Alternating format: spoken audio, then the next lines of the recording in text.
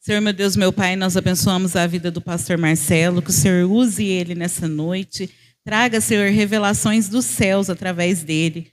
Abre, Senhor, os nossos ouvidos e o nosso entendimento, que ele seja um instrumento em tuas mãos. Amém. Aleluia, Jesus. Lucas 23, 38. Dá um glória aí. Havia uma inscrição acima dele que dizia: Este é o rei dos judeus. Um dos criminosos que ali estavam, dependurados, lançava-lhe insultos. Aquele criminoso, aquele ladrão da cruz dizia: Você não é o Cristo? Salve a você mesmo e também salve a nós. O outro criminoso, porém, o repreendeu e disse: Você não teme a Deus e nem mesmo estando sobre a mesma sentença? Somos punidos justamente, pois estamos recebendo o que os nossos atos merecem. Mas este homem não cometeu nenhum crime. Então ele disse: Jesus, lembra-te de mim quando entrares no teu reino. Jesus lhe respondeu: Em verdade eu lhe digo que hoje você estará comigo no paraíso. Diga glória a Deus por isso. Recebendo a mesma condenação. Jesus estava crucificado ali no meio, um ladrão de um lado, outro do outro. Um ladrão foi salvo e um ladrão foi perdido. Um ladrão implorava pela sua vida, o outro ladrão debochava.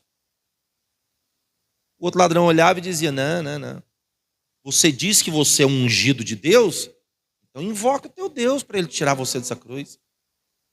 Você não diz que é o Filho de Deus? Invoque o poder dele aí, desça daí, livra você, livra nós também. E o outro dizia: Não, para com isso. Fica quieto, rapaz. Nós estamos aqui porque nós somos malfeitores mesmo, somos bandidos. Mas esse tal de Jesus aí não fez mal nenhum. Naquele momento o ladrão não lutava mais pela vida dele, ele ia morrer.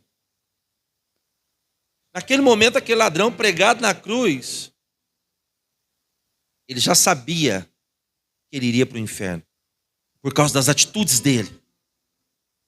Então ele começa agora a lutar pela sua salvação. Ele não luta agora mais. A Bíblia não fala se ele tinha filhos, se ele tinha família, só fala que ele era ladrão. Mas agora ele não começa a lutar mais nem pela sua própria vida. Ele começa a lutar pela sua salvação. Ele olha para Jesus e ele enxerga em Jesus a única esperança para ele. O que ele diz? Jesus, quando o Senhor entrar no teu reino, lembra de mim. Eu estou aqui na cruz também. Um ladrão arrependido, um ladrão crente. Com qual deles nós nos identificamos? Quantas vezes sofremos deboches? Quantas vezes passamos situações difíceis e as pessoas às vezes dizem: você não é da igreja, você não é crente, você não vive orando, cadê o seu Deus? Em outros momentos, nós mesmos queremos a vingança, né? Nós dizemos: Deus, mostra para todo mundo que o Senhor está comigo. Para que Deus vai fazer isso? Só para mostrar que você é o bichão? Só para mostrar que você está cheio e poderoso? A Bíblia diz: porque dele, para ele, por ele são todas as coisas. A glória tem que ser para ele, não para nós. Então quando nós oramos e pedimos algo que glorifique a nossa vida, que glorifique o nosso eu, a nossa identidade pessoal, Deus não vai dar. Aquele ladrão do outro lado dizia: salva-te, salva a gente também, vamos embora disso aqui. Não recebeu nada. Mas o outro agora implorando: olha, eu já sei que eu vou morrer, Jesus, me leva contigo para o teu reino, me leva para a glória contigo. E Jesus olha e faz uma promessa, a mesma promessa que ele faz para mim e para você. Ele diz: ainda hoje vai estar comigo no paraíso. Que promessa poderosa. Que promessa forte. Dizem algumas pessoas que tiveram experiência de quase morte, de que a vida passa diante dos olhos num segundo. Se lembra de muitas coisas. E a maioria de nós não nos preocupamos com a nossa vida.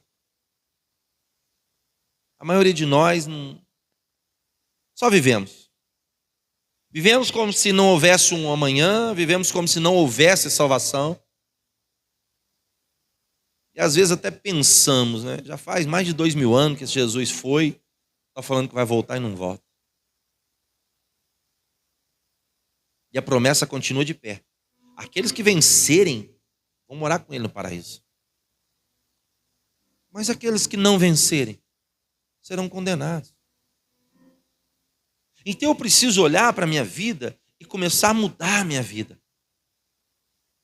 A Bíblia diz que eles estavam na mesma condenação. O que é a mesma condenação? Os 3 crucificados. Nem Jesus podia descer da cruz e nem os 2 podiam descer. Deus podia tirar de Jesus dali? Não podia, porque era o propósito. E deixa eu falar para você, aonde você está? Nós vivemos a maior parte do nosso tempo fora do nosso corpo. Meu Deus, olha que loucura que eu vou falar aqui agora. Parece doideira. Mas nós vivemos a maior parte do nosso tempo fora do nosso corpo. É quando a nossa mente vagueia. E às vezes você está no teu trabalho e está pensando na tua casa. Você está lá na tua casa, mas teu corpo está no trabalho. Aí você chega na tua casa, teu corpo está pensando lá no trabalho.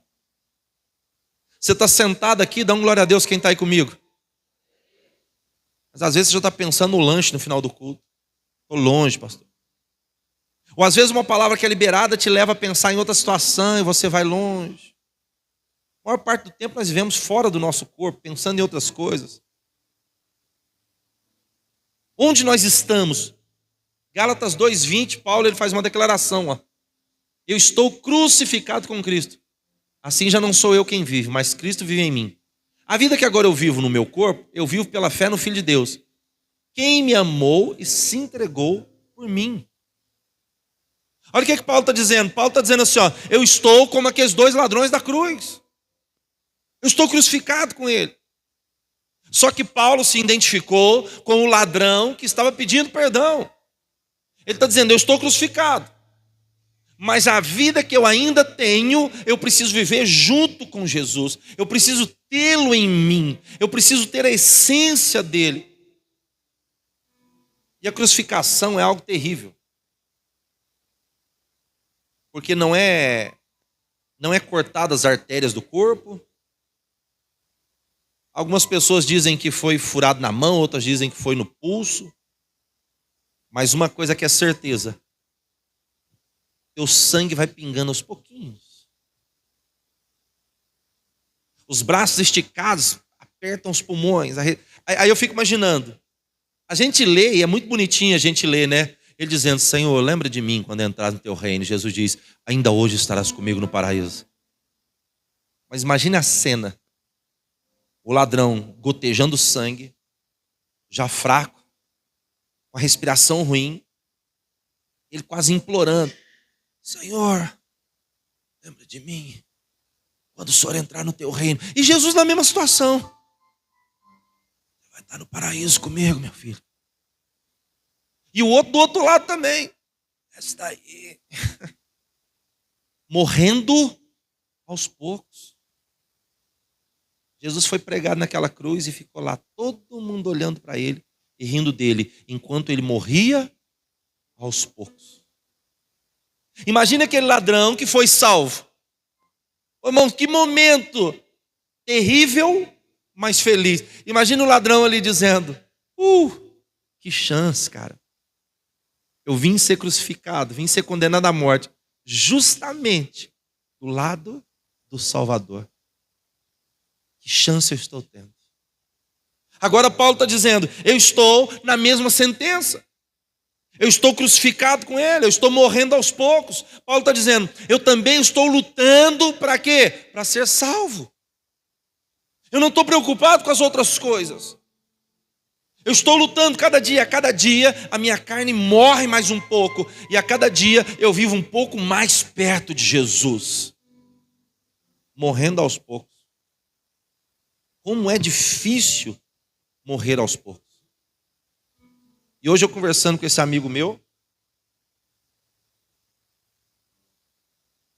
eu disse para ele, e aí, esse ano você faz quantos, esse esse ano você faz quantos anos? E ele falou, 46. E eu falei, ó, tá mais velho, eu faço 45. E ele falou para mim assim, Marcelo, mas passou rápido o tempo, né? Passou do mesmo jeito. A diferença é que agora, meu amigo, nós estamos ficando velhos. Pô, 45 anos. Quem tem 45 para cima aqui? Faz assim com a mão. Ainda bem que é pouca gente. Mas 45 anos. Eu fui segunda-feira lá, o médico falou, suas vistas estão cansadas, vai ter que usar óculos. Aí você vai abaixar, já, ai, minha coluna. Os ossos parecem que ficam desgastados. E você está realmente morrendo aos poucos. Vai chegar uma hora que teu corpo não vai ter mais a força que você tinha. Assim também é a vida cristã. A vida cristã, você vai se entregando cada vez mais para Jesus, sendo crucificado cada vez mais, até que chega um ponto que o teu corpo, a tua carne, os desejos pecaminosos, eles passam a não ter mais força sobre você. Não ter mais força. Existem pessoas que vivem correndo, fugindo do pecado.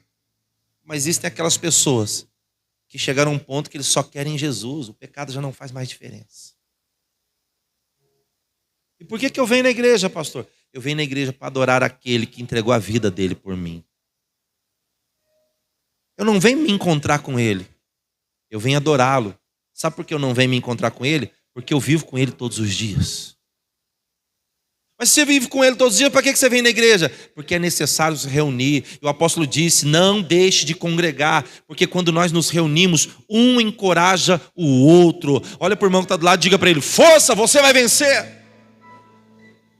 Um encoraja o outro. Porque na maioria dos nossos dias, irmãos, pense como foi o seu dia hoje. Tem dias que são piores que os outros. Eu não vou nem falar que tem dias que são melhores. Tem dias que são piores que os outros. Tem dias que são piores. Eu tenho um clientinho lá de 9 anos. Ele chegou ontem para mim e falou assim, pastor, tem jeito de marcar um horário para mim? Eu falei, tem, que hora que você quer? Ele falou, pode ser 12h00? Eu falei para ele, você não sabe a hora? Ele, eu estou aprendendo. Eu falei, mas você vai vir em 12h00? Não, marca então 11h00 que eu venho. Então põe seu celular para despertar 11h00. Tá bom. E deu 11h00, ele não foi hoje. Quando foi 15 para meio-dia, ele chegou lá. Nossa, pastor, já passou de 11h00. Dá ainda para o senhor fazer para mim? Tem dias que são mais engraçados, tem dia que você ri. Mas esse mesmo clientinho que fez eu rir hoje, semana passada empinou a bicicleta e bateu no meu carro e esfolou tudo à frente do meu carro. E fez chorar. Tem dias que são mais difíceis. Tem dias que são mais leves. Tem dia que você vai acordar com uma alegria sem saber de onde vem. Mas tem dia que você vai acordar com a tristeza também sem saber de onde veio. Mas aí todos os dias, seja na alegria ou na tristeza, Jesus tem que estar na tua vida. Ou eu vou até inverter, você tem que estar na vida de Jesus. Agora eu vou até mudar isso aí, você tem que estar crucificado com Cristo. Morrendo aos poucos. Deixando de lado aquilo que me atrapalha. Efésios 4:22. Dá um glória aí, igreja. Quanta antiga maneira de viver. Dispõe-se do velho homem. Pô, pega o velho homem e arranca ele de você. Porque o velho homem se corrompe por desejos enganosos. Desejos enganosos. Não está dizendo desejos ruins. Está escrito desejos enganosos, desejos que vão te enganar. E ele vai falar onde começam esses desejos, ó. Para serem renovados no modo de pensar. Segura aí, Adriano. Todos os desejos começam no pensamento. Pensou, irmão, logo você quer fazer aquilo. Então ele diz, tem que começar a mudar os pensamentos primeiro. Como que eu renovo a minha vida? Como que eu mudo a maneira de viver? A minha antiga maneira de viver tem que ficar para trás. Agora eu preciso de uma nova maneira de viver que ele vai explicar. Então eu começo mudando os meus pensamentos, porque através dos meus pensamentos eu mudo os meus hábitos. Mudando os meus hábitos, eu mudo a minha vida. Mas se eu continuar pensando da mesma forma, Então eu vou agir da mesma forma. Eu continuo vivendo a mesma vida. Mudando o vosso modo de pensar e se vestirem de um novo homem. Aí ele vai explicar como tem que ser essa nova pessoa agora que você tem que viver, ó. Criado para ser semelhante a Deus, em justiça, santidade provenientes da verdade. Em justiça e santidade provenientes da palavra de Deus. A verdade é a palavra de Deus. Não é aquela verdade que a gente acha, se cortou o cabelo não ficou bom para você não. Essa roupa, não, ficou gordo. Não, isso não é verdade, isso é deselegância. Verdade é a palavra de Deus. Justiça e santidade provenientes da verdade. Aquilo que você pensa continuamente é o que vai guiar a sua vida. Por isso o apóstolo escreveu assim, irmãos, pense naquelas coisas que são do céu, naquelas coisas que louvam a Deus, naquelas coisas boas, naquelas coisas que vão edificar. Porque é isso que vai guiar a tua vida.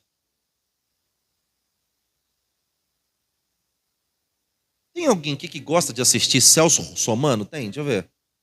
Você gosta? Gosta? É bom, não é? O Celso Russomano chega e diz, tá errado aqui, ó. Vai fazer o preço que tá na gôndola aqui agora. Aí tem um outro lá de Minas que chama Ben Mendes. Eu gosto de ver aquilo lá. Mas deixa eu te explicar essa analogia para você ver. Aí você começa a assistir Celso Russomano, Ben Mendes. De repente você já está querendo entrar nos mercados e deixa eu ver o que tem de errado aqui. Eu vou chamar o Celso Russomano aqui, está errado. Aqui, ó, não tem preço. Porque isso começa a guiar a nossa vida. É lógico que não tem problema nenhum de você ver o direito do consumidor. Mas agora pense se nós começarmos a olhar para as coisas do mundo. Aí nós começamos a olhar para governo.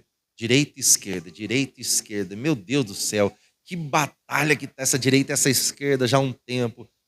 E a nossa vida só vai melhorar se nós colocarmos a nossa total confiança em Jesus Cristo. Porque se o país estiver em crise, mas nós estivermos em Cristo, nós vamos viver bem. E se o país estiver em Cristo, nós vamos viver melhor ainda. Então aquilo que eu penso vai guiar a minha vida. Se eu começo a pensar em empreender, então eu vou começar a estudar sobre empreendedorismo, logo eu quero fazer isso. Se eu começo a pensar só em deitar e dormir, nossa, mas vai vir uma preguiça sem tamanho no teu corpo. Se eu começo a pensar nas leis de Deus, a Bíblia diz assim, ó, Salmo 1 diz assim, aquele que medita, meditar é pensar, aquele que medita na sua lei de dia e de noite, ou seja, 24 horas, será como uma árvore plantada junto a ribeiros de água. Olha. Ele diz assim, ó, as tuas folhas não murcharão. Você vai dar o fruto na estação certa. E tudo que você fizer vai prosperar. Meu Deus, olha, tudo que eu fizer vai prosperar. Vou fazer coxinha para vender, lembra? Não, você não vai fazer coxinha, vai fazer a melhor coxinha. Vou fazer sandália para vender, sua sandália vai ser a melhor. Eu vou vender camiseta, cara, você vai arrebentar vendendo camiseta. Mas aí de repente você fala, eu vou ser o melhor marido que vai ter agora. Você vai ser o melhor marido, eu vou ser a melhor esposa. Começa a pensar nas coisas que Deus tem para você, se você mudar de vida. Se você hoje pensar, eu vou mudar a minha história, eu vou me guiar pela verdade que é a palavra de Deus. Só que para ser guiado pela palavra de Deus, eu tenho que morrer um pouquinho a cada dia. Agora, quem vai lutar contra? O diabo. E o diabo vai tentar a todo custo desviar você. Todo custo. E agora eu vou revelar algo para você que você não sabe. O diabo joga sujo.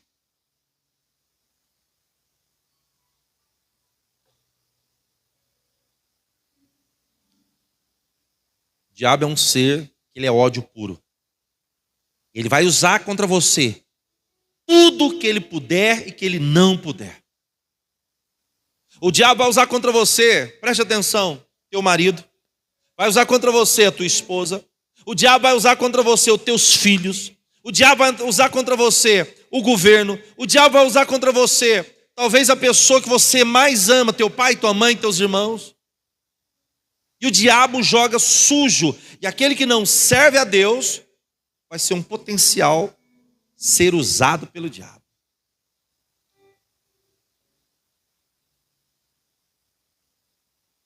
O diabo vai usar tudo que ele puder. E se ele sabe que algo te irrita, que algo te machuca, é isso que ele vai usar. O diabo é igual um mosquito. Entra na história comigo. Você ganhou uma bicicleta nova. Dá uma glória a Deus por essa bicicleta que você ganhou. Pega aí, de repente você estava querendo uma bicicleta. Mas aí você desequilibrou e caiu. Você bateu o joelho. Fez um ralado não muito grande no joelho. Ralado pequeno. Mas aquele ralado dói. Você dobra o joelho, o ralado dói. Você estica o joelho, o ralado dói. Você vai tomar banho, o ralado dói. Aí você joga um remedinho ali para aliviar. Aí vem o diabo mosquito.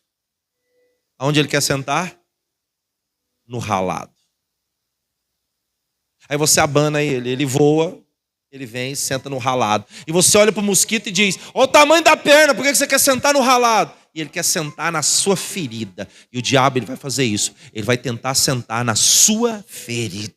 Na onde mais dói, no ralado que doeu, naquele machucado, que nem parecia tão grande. Mas o diabo vai potencializar aquilo, vai fazer com que aquilo doa dia e noite. Ele vai tentar colocar os ovos dele ali. Ele vai tentar se infiltrar. E ele vai jogar sujo. E vai fazer de tudo para que você não ande com Jesus.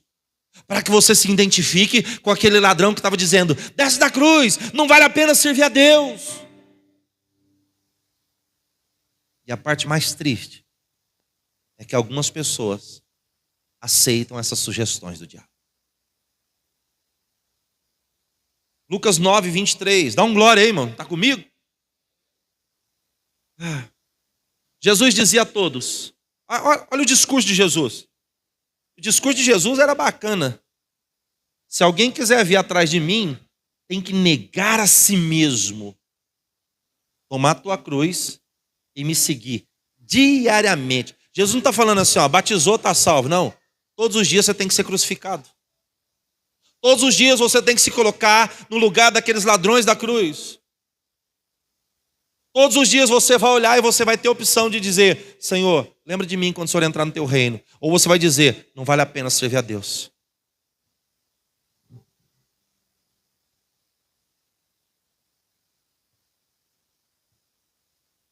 A cruz muitas vezes é a luta, o sofrimento, o ministério, as dificuldades que nós passamos.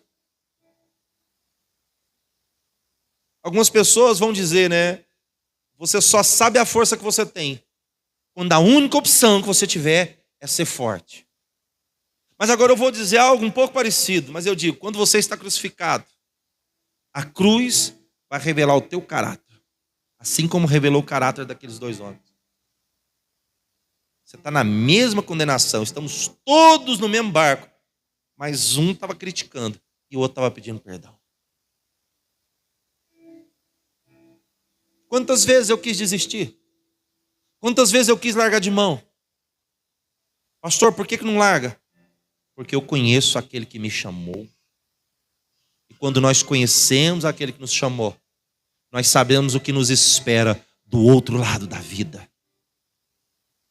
E quando eu sei o que me espera do outro lado, Apocalipse, eu acho que é Apocalipse 21, acho que é Apocalipse 21. Está escrito em Apocalipse, é 21. Ele diz: ao que vencer, ele dará todas as coisas. E ele diz assim, ó: e eu serei o seu Deus, e ele será meu filho. Ah, irmão, meu Deus. Paulo disse assim também, uma citação, ele disse: olha, estou bem certo que as coisas que Deus preparou para nós são muito maiores do que as lutas que nós enfrentamos hoje.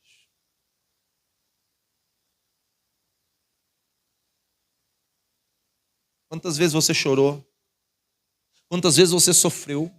Quantas vezes você foi desprezado, humilhado, ultrajado? Quantas vezes você teve necessidade de algo, dificuldade? Quantas vezes talvez você duvidou da tua fé? Talvez você nunca duvidou do seu Deus, mas você duvidou da tua fé. E quantas vezes a gente só queria falar com Deus e abrir o nosso coração e dizer: Jesus, estou passando por isso. E eu fico imaginando, eu e você talvez chegando na glória. Pô, eu quero chegar lá velho, hein? Perto de uns 90 anos. Eu já estou ranzinza com 45, imagina com 90. Eu chegando com 90 anos dizendo, não foi fácil não, o senhor me deu isso aí. E enquanto eu querendo resmungar, ele vai dizer assim, olha no meu olho. Eu olhar e ele diz assim, agora você é meu filho e eu sou o seu Deus. Aqui acabou. Desmontou todos os meus argumentos. Eu vou olhar no olho dele. Talvez a gente até poderia cantar. Senhor, valeu a pena. Senhor, valeu a pena mesmo. Porque as lutas e dificuldades que nós passamos são momentâneas, mas o propósito de Deus para a minha vida e para a sua vida vai ser eterno. Olha que coisa forte. Eu vou para o paraíso ou eu vou cobrar algo de Jesus? A situação dos dois ladrões. Um está indo para o paraíso. Lembra de mim quando o senhor entrar no teu reino. Diz, hoje mesmo você vai estar no paraíso. E o outro do outro lado dizendo o quê? Desce daí, rapaz, se você tem poder, tira a gente daqui, vamos fugir, vamos continuar roubando. Com qual ladrão eu me identifico? Eu vou para o paraíso ou eu vou cobrar algo de Jesus?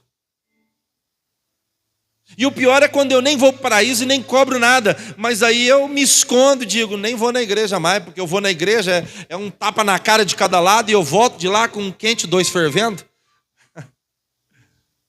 E a Bíblia diz que Deus, quando Ele nos pega e nos amassa, é porque Ele nos ama.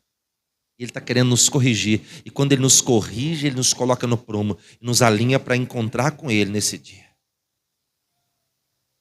Eu não estava no paraíso lá no começo. A Bíblia diz que Deus, Ele cria o paraíso, o jardim do Éden. Quem estava lá? Vivendo a pureza, desfrutando do melhor? O Adão. Eu não estava lá. Quem foi condenado lá, quem fez a besteira foi ele. Ele perdeu o paraíso. Ele perdeu o paraíso por causa da decisão que ele tomou. Agora deixa eu te falar uma coisa. Jesus foi para a cruz para me salvar e para te salvar. E talvez a gente pode usar aquela citação de algum pastor dizendo, eu não estava na cruz, mas Jesus trouxe a herança da salvação para mim. Mas eu não concordo com essa citação. Porque ele disse, se você quer ser salvo, você tem que ir para a cruz. Como é a tua cruz? Dizia a todos, se alguém quiser vir após mim, negue-se a si mesmo, negue os teus desejos, negue o teu caráter, negue as suas dúvidas, negue os seus pensamentos e comece a me seguir. Seja crucificado comigo. 24. Pois quem quiser salvar a sua vida, a perderá. Mas quem perder a própria vida, por minha causa, a salvará. Pois que adianta o homem ganhar o mundo inteiro e perder-se, ou destruir-se a si mesmo? Que adianta eu ter uma vida boa e no final dela eu não me encontrar com Jesus? Agora pior, eu não ter uma vida boa. Imagina, casamento destruído, briga, frustração, bebedice, droga, falta de dinheiro, dificuldade, e ainda chegar no final e ir para o inferno. Misericórdia. Não. Aquele homem teve uma vida totalmente destruída. Os dois. E um agora no final da vida já estava condenado mesmo, dizendo, eu vou ser condenado. E o outro lutando agora dizendo, não, eu tive uma vida toda atrapalhada, mas ainda existe salvação para mim. Eu estou crucificado com Cristo. Jesus, lembra de mim quando o Senhor entrar no teu reino. Senhor, eu quero estar contigo. Imagina se esse homem se encontra com Jesus antes da cruz. Se ele se encontra com Jesus antes da cruz, possivelmente o nome dele estaria escrito na Bíblia e ele teria se tornado um grande apóstolo. Quanto mais eu levo a minha vida para a cruz, quanto mais eu crucifico os meus desejos, quanto mais eu crucifico a minha carne, mais perto de Jesus eu estou, mais próximo do paraíso eu estou. Eu quero orar com você, quem quer? Então vem correndo para